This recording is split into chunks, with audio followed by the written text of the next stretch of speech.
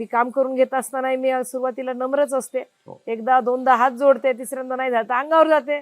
आमचे माजी आमदार मला जाहीर सभांमधनं म्हणलेत की आमच्या वहिनी भांडखोर आहेत, होय. आणि मी अभिमानाने ते मिरवते की मी भांडखोर आहे. काम नाही करून झालं, एखादा शेतकरी आहे आणि त्याचं लाईटचं काम नाही झालं, तो लाईटच्या ऑफिसमध्ये गेला हो. तर त्याच्यासाठी मी भांडते. एखाद्या महिलेची तक्रार पोलीस स्टेशनला घेतली नाही गेली तर तिच्यासाठी मी भांडते. म्हणजे हे आक्रमकपणा तो आहेच आहे माझ्याकडे.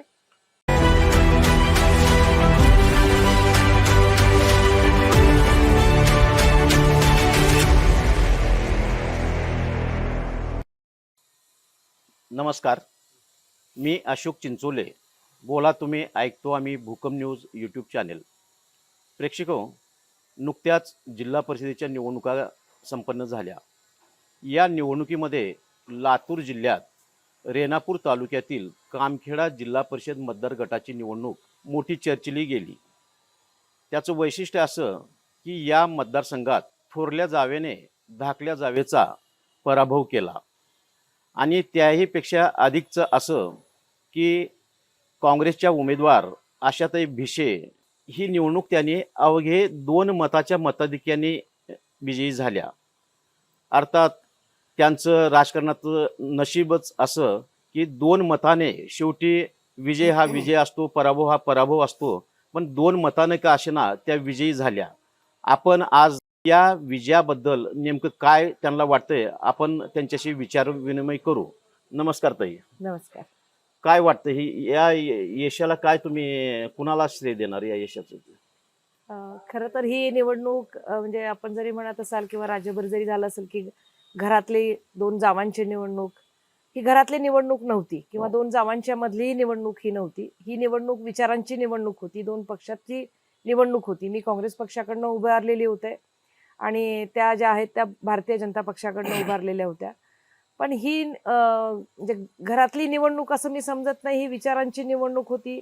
काँग्रेस पक्षाचा जो धर्मनिरपेक्षतेचा विचार आहे, जो शिवशाहू फुले आंबेडकरांचा विचार आहे, डॉक्टर बाबासाहेब आंबेडकरांच्या संविधानाचा विचार आहे, या विचारांची ही निवडणूक झाली. आणि हे निवडणुकीचं सगळं श्रेय म्हणजे तिकीट देताना आदरणीय दिलीपरावजी देशमुख साहेब, आदरणीय अमित भैया, आदरणीय धीरज भैया यांनी ही निवडणूक मतदारांवरती सोपवलेली होती आणि मतदारांनी तो विश्वास सार्थ करून दाखवलेला आहे.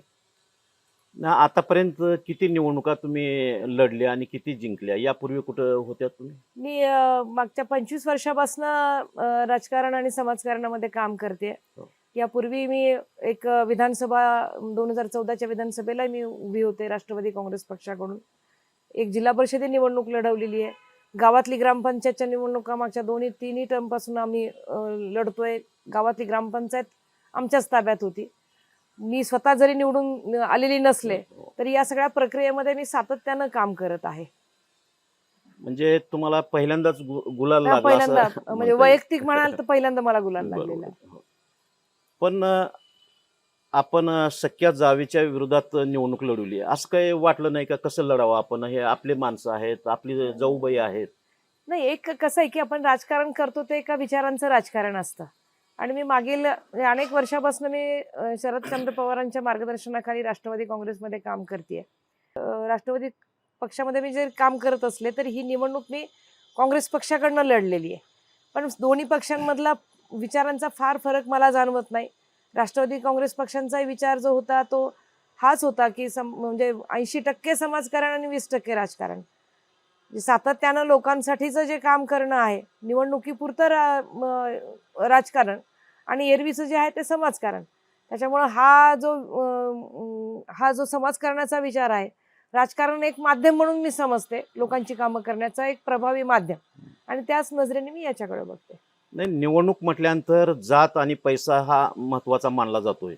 कदाचित आपण असं गृहीत धरू की आपण बहुजन समाजातील आहात, जात आहे, पण पैशाच्या बाबतीत वगैरे काय आहे? आणि किंवा निवडणुकीमध्ये जातीला आणि पैशाला किती महत्त्व आहे, असं काय जाणवलंय आपल्याला?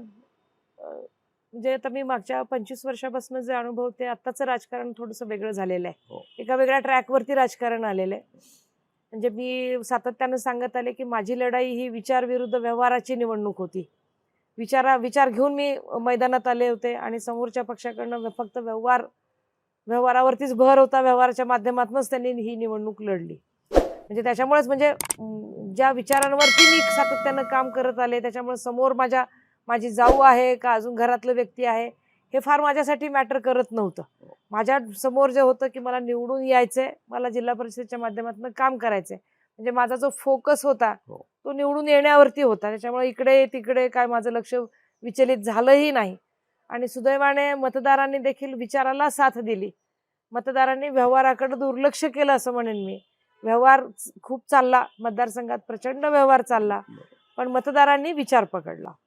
व्यवहार चालला म्हणजे काय, पैसे लेनदेन झालं वगैरे असं म्हणतात म्हणजे ग्रामीण भागामध्ये चर्चा होते की बाबा पैसा हे झाला, अजून बरंच काय मिळालं. कोणी म्हणतं की साड्या वाटल्या, कोणी म्हणतं अजून चादरी वाटल्या, कोणी अजून म्हणतं की बाबा काही खायचं प्यायचं. ते मला स्वतःला त्या गोष्टी मी त्याच्यावर कधी विश्वासही ठेवत नाही आणि मी स्वतः कधी करतही नाही. निवडणूक लढवीत असताना असं वाटत होतं का आपल्याला की धाकधूक होती की आपण काय होईल आपलं? नाही, धाकधूक मला पहिल्या दिवसापासून नव्हती. म्हणजे मी पूर्ण आत्मविश्वासाने या लढाईसाठी निघालेली होते आणि पूर्ण मला विश्वास होता की मी निवडून येणार. मी वारंवार अनेक झालेल्या मुलाखतीमधून देखील मी सातत्याने सांगत होते की म्हणजे मला प्रश्न विचारायचे की तुम्हाला काय वाटतं कोण निवडून येईल, आणि माझं उत्तर ठरलेलं होतं की अर्थात मीच. आणि तो आत्मविश्वास घेऊनच मी निवडणुकीला सामोरे गेले आणि निवडूनही आले. या निवडणुकीमध्ये आपला विजय हा अवघ्या 2 मताने झालेला आहे. हे मग तुम्ही जनतेचा कौल मानताय याला? नक्कीच मानते. आपल्याला आठवत असेल की एका मताने दिल्लीमधलं सरकार गडगडलेलं होतं. त्याच्यामुळे 2 मतं माझ्यासाठी ही 2 मतं नाही आहेत. 2 मतं 2 लाख भराच्या पेक्षा त्याची अधिक मूल्याची मतं ही समजते मी. आणि विजय असतो, तो एका मताचा काय किंवा 1000 मताचा काय, त्यात काही फार फरक पडत नाही. आपल्या समोर मोठ्या व्यक्ती होत्या, ज्या उमेदवार होत्या आपल्या जाऊबाई, त्यांचे मिस्टर एक सनदी अधिकारी म्हणून ओळखले जातात. त्यांचे एक दुसरे दीर आहेत, माजी आमदार होते. असं असताना तुमचं धाडस कसं काय असं झालं किंवा तुम्हाला कसं काय लढता आलं? काही अडचणी निर्माण झाल्या नाहीत का या विजयामध्ये? माझ्यासमोर एक विद्यमान आमदार, एक माजी आमदार, एक माजी संधी अधिकारी, त्यांचे सर्व सहकारी हे सगळे होते. पण मी एक आई आहे, मी बाई आहे, मी ताई आहे. आणि आई कशालाच डगमगत नाही. आणि तो विश्वास घेऊनच मी या निवडणुकीला सामोरे गेले. त्याच्यामुळे मला कधीही भीती वाटली नाही, कधी पाय माझे डगमगले नाहीत, कधी मनामध्ये भीतीही आली नाही. अतिशय हिमतीनं मी सामोरे गेले आणि कुठल्याही भीतीविना मी सामोरे गेले. नाही, या निवडणुकीच्या दरम्यान आपण सरिताताई भिशे यांच्या विरोधात गंभीर स्वरूपाचे आरोप केले. खरंच 420 गुन्हा दाखल होता, त्या अटकेत होत्या, असं काही होतं? नाही, आरोप जे आहेत ते मी स्वतः त्यांच्यावरती आरोप केले नाहीत. त्यांच्यावरती असलेल्या गुन्ह्याची माहिती माध्यमांमधून अनेक पत्रकारांच्या माध्यमातून माझ्यासमोर आली आणि मी वेळोवेळी उत्तर हेच दिले की प्रकरण न्यायप्रविष्ट आहे, याच्यावरती मी प्रतिक्रिया देणार नाही. त्याच्यामुळे त्यांचे ते मुद्दे घेऊन मी, आणि सगळ्यात महत्त्वाचं कसं आहे की माझा स्वतःचा विश्वास असा आहे की दुसऱ्याला नावं ठेवून मी मोठी होत नाही. कामाच्या माध्यमातूनच मोठं व्हावं लागतं. आणि मागच्या 25 वर्षाच्या कामाची शिदोरी घेऊन मी मतदारांच्या समोर मत मागण्यासाठी गेले होते. माझा महिलांसाठीचं जो काम केलेलं होतं मी, म्हणजे राज्य महिला आयोगाच्या सदस्याच्या भूमिकेतून मी पूर्ण महाराष्ट्रभर काम केलं. शेतकऱ्यांसाठी मी अनेक उपक्रम, म्हणजे मी स्वतःही शेतकरी आहे, मी शेतकऱ्यांसाठीचे पुरस्कार मला घेतलेले आहेत. एक चांगली राष्ट्रीय कृषी परिषदेला म्हणजे चांगला शेतकरी म्हणून माझी निवड झालेली आहे. परभणी कृषी विद्यापीठाचा आदर्श शेतकऱ्याचा पुरस्कार मला मिळालेला आहे. नुकतीच 1 महिन्यापूर्वी माझी वसंतराव नाईक मराठवाडा कृषी विद्यापीठावर प्रोफेसर ऑफ प्रॅक्टिस म्हणून नियुक्ती झालेली आहे. मी अनेक ITNमधनं IMC मेंबर म्हणून काम करते. त्या माध्यमातून स्किल डेव्हलपमेंट जे आहे त्याचं युवकांना प्रशिक्षण दिलं जातं, त्याच्यातून ते स्वयंरोजगार उपलब्ध होतो. अनेक शैक्षणिक याच्यामध्ये मी काम करते, अनेक महिलांच्या सुरक्षिततेच्या कमिट्यांवरती मी काम करते. हा सगळा एवढ्या अनुभवाची शिदोरी घेऊन मी सामोरी गेलेली आहे. आणि ग्रामविकास काय करायचा आहे हे सातत्यानं करत आलेली आहे. त्याच्यासाठी मला हा काही विषय नवीन नव्हता आणि मी दुसऱ्याला नावं ठेवून मी मतं मागितलीच नाहीत. मला काय करायचंय, मी काय करू शकते, माझा आत्मविश्वास मी आणि आतापर्यंत केलेलं हे घेऊन मी मतं मागितली. दुसऱ्याला नावं ठेवून मी मतं मागितली नाहीत. नाही, आपण सार्वजनिक जीवनात होता. एक जिल्हा परिषद निवडणूक यापूर्वी लढवलेली आहे. विधानसभेची एक निवडणूक लढवली. आपण जनसामान्यात होता. पण आपल्या प्रतिस्पर्धी उमेदवार कधी मागच्या काळामध्ये वेळामुशाला तरी गावाकडे कधी आल्या होत्या का? त्यांना असं काही गाव, परिसर, खेडे या भागातले प्रश्न अशी काही माहिती होते असं वाटतंय का? नाही, त्यांचं आयुष्य सगळं मुंबईमध्ये गेलं. हो. गावाकडे त्या येत होत्या, कधी संक्रांतीसाठी वगैरे येत होत्या. अं, गावाकडचं आमचं सगळं जे आहे ते सगळं वडिलोपार्जित घर आहे, कुटुंब आमचं एकत्र गावाकडे आहे. मी सध्या जरी लातूरला राहत असले तरी माझंही पण मी शेतीच्या ह्याच्यामुळे मी सातत्यानं गावाकडे जाते. पण त्यांचा म्हणाल तर त्यांचा बाकीचा काही संपर्क नव्हता. या निवडणुकीदरम्यान जाऊ विरुद्ध जाऊ अशी निवडणूक होऊ नये यासाठी माजी आमदार त्र्यंबकनाना भिशे यांनी काही प्रयत्न केला का? किंवा शंकरराव भिशे यांनी काही प्रयत्न केला का? कधी विचारविनिमय आपल्याशी केला का? किंवा आपल्याला नको किंवा काय असं काही? नाही, मुळात कसं झालेलं की माजी आमदारांनी जो बीजेपीचा प्रवेश केला तो केवळ भाऊजाईला तिकीट मिळावं म्हणूनच केला. अरे वा. हो. हो. त्यांना ती निवडणूक लढायची होती. म्हणजे आमचा मुद्दा, माझा तोही आग्रह होता की तुम्ही 1991 पासून राजकारणात आहात. हो. 3 टर्म जिल्हा परिषदेचा मेंबर आहात. एक बांधकाम सभापती म्हणून तुम्ही जिल्हाभर काम केलेलं आहे. 5 वर्ष आमदार म्हणून राहिलात आणि एवढ्या काळामध्ये तुम्हाला एकही कार्यकर्ता मिळाला नाही की ज्याच्यासाठी तुम्ही जिल्हा परिषदेचं तिकीट मागू शकाल. म्हणजे परत तुमचा स्वार्थ आडवा आला. परत घरातच जिल्हा परिषदेचा सदस्य होणं हे खरं तर दुर्दैवी आहे म्हणते मी. कारण नेता जो असतो तो नेता आपल्या कार्यकर्त्यांना जो मोठा करतो तो नेता. पण सगळं मलाच पाहिजे, सगळं माझ्याच घरात आलं पाहिजे, ही चुकीची भूमिका आहे. आणि माझ्या बाबतीमध्ये जर म्हणाल तर त्यांनी तसा काही माझ्याशी काही चर्चा वगैरेचा काही विषय झालेला नव्हता. पण माझे जे मिस्टर डॉक्टर भिसे त्यांना बोलले होते की बा बाहेर जाणं म्हणजे सार्वजनिक क्षेत्रात काम करणं हा वेगळा विषय आहे आणि त्याच्यामध्ये तुम्ही कधी अनुभव घेतलेला नाही. संक्रांतीला येऊन हळदी कुंकू करणं आणि त्याच्यात काही भांडे वाटणं हे काही समाजकार्य नाही. म्हणजे दुर्दैव आहे हे. तर माझी आमदारांनी त्या दिवशी बाहेर स्टेटमेंट केलं की आमच्या वहिनीही सामाजिक कार्य करतात. सामाजिक कार्याची व्याख्या जर हळदी कुंकू करून भांडे वाटणं असेल तर हे दुर्दैव आहे. म्हणजे सामाजिक क्षेत्रात काम करणाऱ्या माणसासाठी सुद्धा हे दुर्दैव आहे की एक माजी आमदार या पद्धतीनं सामाजिक कार्याकडे बघतो. हे चांगलं योग्य नाही. नाही, तुमचा विजय म्हणजे केवळ एका जावेचा किंवा एका महिलेचा, एका प्रतिस्पर्धी उमेदवारांचा पराभव नव्हे, तर तुम्ही एका सनदी अधिकाऱ्यांचा, एका आमदाराचा पराभव केला आहे असं वाटतं? नाही, मी वैयक्तिक याला घेतच नाही निवडणूक. मी वैयक्तिक संधी अधिकाऱ्यालाही घेत नाही, वैयक्तिक माझ्या जावेलाही घेत नाही, वैयक्तिक माझ्या आमदारालाही घेत नाही. मी बघते याच्याकडे की ही विचारांची लढाई आहे. काँग्रेस पक्ष आता जर वातावरण जर तुम्ही बघितलं तर शेतकऱ्यांच्या आशा आता काँग्रेसवरती अपेक्षेनं शेतकरी बघतोय. कारण मी प्रचाराच्या दरम्यान मी म्हटलं होतं की सोयाबीनचा भाव आज 5,800 ला गेलाय. इलेक्शन होऊ द्या, गपकन सोयाबीन खाली येईल. आणि तेच झालेलं तुम्ही बघताय. सोयाबीनचा भाव 2 दिवसामध्येच बघा किती खाली आलेला आहे. पण आज जे आहे ते शेतकरी आणि सर्वसामान्य लोकांचा जो अपेक्षा ज्या आहेत त्या काँग्रेसकडनं आहेत. भाजप सरकारने जे आश्वासन दिली होती, 15 लाखाचं आश्वासन असेल, शेतीमालाच्या भावाचं आश्वासन असेल, ह्या सगळ्या आघाड्यांवरती बीजेपी सरकार फेल गेले असं मी म्हणेन. त्याच्यामुळं हे पक्षाची निवडणूक म्हणून मी याच्याकडे बघते. मी याच्यामध्ये वैयक्तिक कुणालाच हे करत नाही. आणि विचारांची निवडणूकच मी लढली. मी घरातल्या जावेच्या विरोधात लढले नाही, माझ्या दिरांच्या विरोधात लढले नाही किंवा आमदाराच्या विरोधात लढलेली नाही. मी विचार घेऊन लढलेली आहे. नाही, या निवडणुकीमध्ये आपण पाहिलं जिल्हाभरात अनेक नेते येऊन गेले, पण आम्हाला असं वाटत नाही की आपल्या मतदार गटामध्ये तुमच्याही पक्षाचे कोणी आले होते नेते, कोणाच्या जाहीर सभा झाल्या? आदरणीय दिलीपराव देशमुख साहेबांची सभा, समारोपाची सभा गरसुळी गावामध्ये झाली. तुम्ही जिल्हा परिषदेला आल्या निवडून आणि लोकांच्या तर अपेक्षा भरपूर आहेत.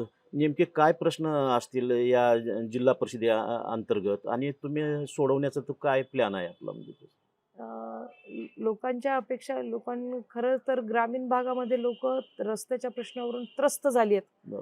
जेमतेम 10 मिनिटाचा रस्ता जिथं आहे तिथं पोहोचण्यासाठी 1 तासभर लागायला लागलेला आहे. आणि म्हणजे मी म्हणाले देखील की या निवडणुकामध्ये कुठला पक्ष हिरो नाही. विशेषतः कामखेडा सर्कल पुरतं मी जर बोलायचं म्हटलं तर कुठला पक्ष हिरो नाही, कुठला उमेदवार हिरो नाही. इथं हिरो असेल तर तो खराब झालेला रस्ता हिरवा आहे. होय. म्हणजे सातत्यानं लोकांचा आग्रह होता की रस्ते नाही आहेत आणि ही वस्तुस्थिती आहे. हो. प्राधान्यानं रस्त्याचा विषय, पण याच्यासाठी बजेटचा विषय आहे. कामं मंजूर झालेली आहेत, टेंडर झालेले आहेत, गुत्तेदार फायनल झालेले आहेत, पण त्याला निधीच नाही. त्याच्यामुळे नारळ फोडून गुत्तेदार करणार कशी कामं? निधीचा म्हणजे माझ्या भागामधला जो शक्तिपीठाचा विषय सुरू आहे, काल आमच्या हो. शेतकऱ्यांनी आंदोलन केलं त्याचं. बरोबर. आणि सर्वसामान्य शेतकऱ्यांचं म्हणणं हेच आहे, अरे तुम्ही करोडोंचे तुम्ही शक्तिपीठाचा रस्ता तुम्ही विचार करताय, आम्हाला या गावातून त्या गावाला जायला रस्ता नाहीये, त्या रस्त्याचा विषय सोडवा तुम्ही, आधी त्याला निधी द्या तुम्ही, आणि त्याच्यानंतर तुम्ही शेतकऱ्यांची जमिनी अक्वायर करा आणि शक्तिपीठाचा विचार करा. आणि खरंच हे प्राधान्यानं जर बघितलं तर रोज ज्या शेतकऱ्यांना ज्या रस्त्यावरून जायचं आहे ते रस्त्याचं मजबूतीकरण होणं आवश्यक आहे. आणि माझ्यासाठी म्हणाल तर रस्त्याचा विषय प्राधान्यानं राहील. दुसरा माझा विषय जो आहे तो मी अंगणवाडी म्हणजे शिक्षणाचा विषय मला खूप महत्त्वाचा वाटतो. म्हणजे अंगणवाडीचा विषय असेल किंवा जिल्हा परिषद शाळांचा विषय असेल. जिल्हा परिषदची शाळा हे पुढची पिढी घडण्याचं एक मोठं माध्यम आहे. ज्या जिल्हा परिषदच्या शाळेमधनं ही स्वप्न पेरणं विद्यार्थ्यासाठीचं जे ठिकाण आहे ते जिल्हा परिषद शाळा आहे. आणि ती शाळा जर मजबूत असेल, चांगल्या दर्जेदार शिक्षण जर त्या जिल्हा परिषद शाळेमध्ये जर मिळालं तर पालकांनाही एवढी मोठी महागडी फीस भरून शहरामध्ये येण्याची गरज नाही. तर ते शिक्षण जिल्हा परिषद मिळणं आवश्यक आहे, याच्यावरती माझा भर राहील. दुसरा जो विषय आहे तो महिला सक्षमीकरणाचा आहे. आर्थिकदृष्ट्या महिला सक्षम झाल्या पाहिजेत, कारण आर्थिकदृष्ट्या महिला सक्षम झाली तर निर्णय प्रक्रियेमध्ये महिला येते, आणि महिला जेव्हा निर्णय प्रक्रियेमध्ये येते तेव्हा त्या अतिशय चांगलं चित्र त्या गावासाठीचं त्या घरासाठीचं उभं राहतं. दुसरा विषय त्याच्यासोबतच महिला सुरक्षिततेचा देखील विषय महत्त्वाचा आहे. ग्रामीण भागातल्या शेतकऱ्यांच्या शेतीचा विषय महत्त्वाचा आहे. स्वयंरोजगाराचा विषय आहे, युवकांसाठीच्या आरोग्याचा विषय आहे, पशुसंवर्धनाचे विषय, म्हणजे अनेक विषय 14 वेगवेगळे विभाग आहेत, खाते आहेत. त्याच्या माध्यमातून जिल्हा परिषदची कामं खूप चांगल्या पद्धतीनं करता येतात. याच्यामध्ये मी सातत्यानं काम करते, त्याच्यामुळे मला काही फार नवीन आहे असं मला वाटत नाही. नाही, अनेकदा जिल्हा परिषद कारभारामध्ये विहीर असेल, गोटे असतील किंवा कुठलीही योजना असेल तर भ्रष्टाचार होतो किंवा पैसे द्यावे लागतात अशी एक चर्चा आहे किंवा शेतकऱ्यांचा अनुभव आहे. तर आपण निवडून आलात तर हे आता थांबेल असं वाटतं? नाही, आमचं काँग्रेसचा धोरणच ते आहे की भ्रष्टाचार मुक्त कारभार जो आहे तोच कारभार आपल्याला जिल्हा परिषदेमध्ये आणायचा आहे. म्हणजे तुम्ही म्हणता ते बरोबर आहे की रेट कार्ड ठरलेले आहेत. विहिरीसाठीचं रेट कार्ड आहे, गोठ्याचं रेट कार्ड आहे, घरकुलाचं रेट कार्ड आहे, आणि हे थांबवलं पाहिजे. म्हणजे कुठेतरी एक दर्जेदार म्हणजे कुठलंही काम जे आहे ते क्वालिटीचं जर झालं तर वर्षानुवर्ष ते काम टिकतं. आणि तोच मला वाटतं की भ्रष्टाचार मुक्त अभियान म्हणायला हरकत नाही, तसं जर या जिल्हा परिषदेमध्ये राबवलं जाईल याच्यासाठी आम्ही नक्कीच आग्रही राहू. राजकारणामध्ये महिलांना आरक्षण आहे, पण त्या पिरियड पुरतच त्या महिला पदाधिकारी असतात. पण आपण एक गेले 30-35 वर्षापासून सार्वजनिक जीवनात सामाजिक राजकीयमध्ये आहात, आणि 29 या वर्षात ज्या विधानसभा निवडणुका होणार आहेत त्यात महिलांना विधानसभेतही आरक्षण राहणार आहे असं एक ऐकतोय. तर असं म्हणता येईल की उद्याच्या विधानसभेच्या तुम्ही उमेदवार असाल किंवा त्याची सुरुवात आता असेल? मी असेन का नसेन हा विषय महत्त्वाचा नाही मला वाटत, पण महिलांसाठी आरक्षण विधानसभेच्या माध्यमातून मिळालं पाहिजे याच्यावरती मी आग्रही आहे. आणि शेवटी कसं आहे बघा की बाईचं एक नियोजन असतं. म्हणजे काम करण्याची एक वेगळी पद्धत असते, डेव्हलपमेंटच्या कल्पना वेगळ्या असतात. मी अनेक वर्ष ग्रामविकास मंत्रालयाच्या माध्यमातून चालणाऱ्या ज्या यशदाच्या माध्यमातून जे ट्रेनिंगचे प्रोग्राम चालतात त्याच्यामध्ये मी स्वतः काम केलेलं आहे. आणि अनेक सरपंच महिलांचा अनुभव मी जे घेतला तो सरपंच बाई एखादी जी असते म्हणजे माणसाचा आग्रह वेगळ्या ठिकाणी असतो. एखादा पुरुष सरपंच असेल तर त्यांचा आग्रह जास्ती रस्त्यावर म्हणजे बाकीची कामं करतात नाही असं नाही, पण जास्ती आग्रह हा रस्त्यांसाठी असतो. पण ती जर महिला सरपंच असेल तर तिचा आग्रह हा प्राधान्यानं गावाला पाणी पुरवणं असेल, स्वच्छता असेल, आरोग्य असेल, शाळा असेल, तर हा फरक मूलभूत फरक मला जो स्वतःला जाणवत होतो. त्याच्यामुळे हे महिला शक्ती जर खऱ्या अर्थानं म्हणजे मी खऱ्या अर्थानं म्हणते की कारभारी बऱ्याचदा माणसं असतात, नाव बाईचं असतं, पण या महिला खऱ्या अर्थानं जर प्रत्यक्ष कामकाजामध्ये जर उतरल्या तर एक वेगळं चित्र ग्रामीण भागाचं व्हायला वेळ लागणार नाही हा विश्वास मला वाटतो. अनेकदा राजकारणामध्ये महिला येतात पण त्यांचे मुलं काम करतात किंवा मिस्टर ते नगरसेवक म्हणून वावरतात. तसं आपल्या बाबतीत नाही, माझ्या बाबतीमध्ये हे होणार नाही. मी म्हणजे आवर्जून मी सांगत होते प्रचाराच्या वेळेस सुद्धा की तिकीट हे आशाताई शिवाजीराव हो. भिसे यांना मिळाले. बरोबर आशाताईच्या नवऱ्याला तिकीट मिळालेलं नाही. बरोबर म्हणजे माझ्या विरोधी उमेदवार हो, ज्या हो. होत्या त्यांच्या बाबतीमध्ये त्यांचं नाव कुठेच येत नव्हतं. तिकीट कुणाला कोणाला हो. मिळालं, माझे आमदार. होय. तिकीट कोणाला मिळालं, माझी संधी अधिकारी. बरोबर तसं माझ्या बाबतीमध्ये तो काही विषय होणार नाही. मला काही म्हणजे कुठला मेडिएटर माझ्यासाठी मला लागत नाही. एक तर विषयाचं सगळं माहिती आहे, मांडणी आहे, काम करून घेणं आहे. मी काम करून घेत असताना मी सुरुवातीला नम्रच असते. हो. एकदा दोनदा हात जोडते, तिसऱ्यांदा नाही झालं तर अंगावर जाते. आमचे माजी आमदार मला जाहीर सभांमधनं म्हणलेत की आमच्या वहिनी भांडखोर आहेत. होय. आणि मी अभिमानानं ते मिरवते की मी भांडखोर आहे. काम नाही करून झालं, एखादा शेतकरी आहे आणि त्याचं लाईटचं काम नाही झालं, तो लाईटच्या ऑफिसमध्ये गेला हो. तर त्याच्यासाठी मी भांडते. एखाद्या महिलेची तक्रार पोलीस स्टेशनला घेतली नाही गेली तर तिच्यासाठी मी भांडते. म्हणजे हे आक्रमकपणा तो आहेच आहे माझ्याकडे. शेवटचं की जिल्हा परिषदेचे एक महिला आपण सदस्य झालात तर याची एक आपली एक वेगळी छाप या कारभार पुढच्या 5 वर्षात पडेल. म्हणजे मी स्वतःला काही फार वेगळी समजत नाही. होय. महिला माझी छाप पडेल का नाही हे माझ्यासाठी महत्वाचं पण नाही. पण काम करून घेण्यासाठी मी नक्की आग्रही राहीन आणि माझ्यासोबतच्या सुद्धा ज्या महिला माझ्या भगिनी निवडून आलेल्या आहेत त्यांना देखील याच्यामध्ये प्रत्यक्ष काम करण्यासाठी मी आग्रही असेन, एवढं मात्र मी सांगेन. या आहेत आशाताई भिसे की ज्या गेली 30-35 वर्षापासून सामाजिक राजकीय क्षेत्रामध्ये विशेष करून महिलांच्या क्षेत्रामध्ये चांगल्या पद्धतीनं काम करीत आहेत. त्यांचं काम महिला आयोगाच्या सदस्या म्हणून अत्यंत उल्लेखनीय असं आहे आणि आपल्या समाजामध्ये किंवा जिल्हाभरामध्ये किंवा राज्यामध्ये महिलाविषयी अनेक प्रश्न आहेत.